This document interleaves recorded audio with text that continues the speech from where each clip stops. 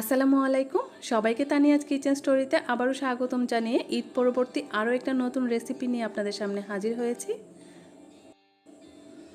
ঈদের এই কদিন গড়ে এবং বাইরে পোলাও মাংস খেতে খেতে যারা বোর হয়ে গেছেন আর যারা ভর্তা প্রেমী আছেন তাদের জন্য আজকে আমি রসুনের একটা মজার ভর্তা তৈরি করে দেখাবো। এই ভর্তাটা আমার কাছে ভীষণ প্রিয় আর আশা করি আপনাদের কাছেও অনেক বেশি ভালো লাগবে। এর জন্য চুলায় একটা প্যান বসিয়ে আমি এখানে দিয়ে দিয়েছি হাফ টেবিল চামচ পরিমাণ সরিষার তেল। এখন এই তেলের মধ্যে আমি 5-6টা শুকনো লাল মরিচ ভেজে নিব। আর মরিচের ঝালটা আপনারা যতটুকু খেতে চান তার উপর নির্ভর করে মরিচটা কম বেশি দিতে পারেন। মরিচটা ভালো করে ভাজা হয়ে গেলে এখন এগুলোকে আমি উঠিয়ে রাখছি।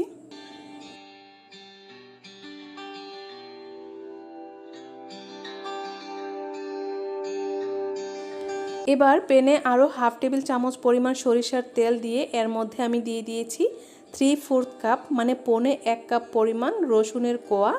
আর এখানে আমি দেশি রসুনের কোয়া নিয়েছি কারণ এর ঝাঁজটা একটু বেশি থাকে, তাই ভর্তার জন্য এটা কিন্তু একটু বেশি উপযোগী।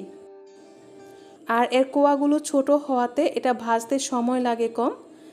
তো আমি এখানে চেক করে নিচ্ছি এটা সেদ্ধ হয়েছে কিনা। খুব সুন্দরভাবে সেদ্ধ হয়ে গেছে আর ভালো করে লাল লাল করে ভাজা হয়ে গেছে। এখন এগুলোকে আমি প্যান থেকে উঠিয়ে রাখছি।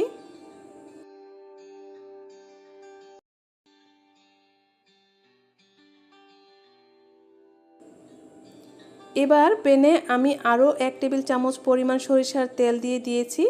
এখন এর মধ্যে দিয়ে দিচ্ছি হাফ টেবিল চামচ পরিমাণ কালো জিরা এবং হাফ কাপ পরিমাণ পেঁয়াজ কুচি। এই পেঁয়াজ কুচি এবং কালো জিরাটাকেও আমি তেলের মধ্যে খুব ভালো করে ভেজে নিব যতক্ষণ না পর্যন্ত পেঁয়াজটা খুব ভালো করে নরম হয়ে যাচ্ছে। পেঁয়াজটা খুব ভালো করে ভাজা হয়ে গেলে এখন এগুলোকেও আমি প্যান থেকে উঠিয়ে নিব।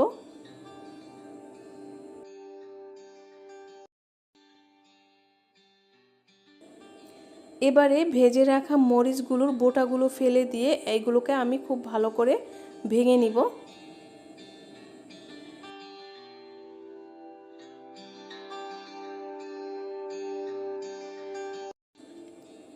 মরিচটা ভাঙা হয়ে গেলে এবার এর মধ্যে আমি নিয়ে নিচ্ছি পেঁয়াজ এবং কালো জিরা যে ভেজে রেখেছিলাম সেগুলো। আর এর মধ্যে আমি দিয়ে দিচ্ছি স্বাদ অনুযায়ী লবণ। লবণটা আপনারা যে যেরকম খেতে চান ঠিক সেরকমই নেবেন, তাই আমি পরিমাণটা বললাম না। এখন এই লবণ দিয়ে এগুলোকে খুব ভালো করে আমি মেখে নিচ্ছি। মাখতে মাখতে যখন এটা একদম সফট হয়ে যাবে তখন এর মধ্যে আমি ভেজে রাখা রসুনের কোয়াগুলো নিয়ে নিচ্ছি। এখন এই রসুনের কোয়াগুলোকেও আমি একটু ভেঙে নিব। এমনভাবে ভাঙতে হবে যেন এগুলো খুব বেশি মিহি না হয়ে যায়, আধা ভাঙা থাকবে ঠিক এরকম। আর এটা আধা ভাঙা থাকলে দেখা যাবে যে ভাতের সাথে এই ভর্তাটা খেতে ভীষণ ভালো লাগে।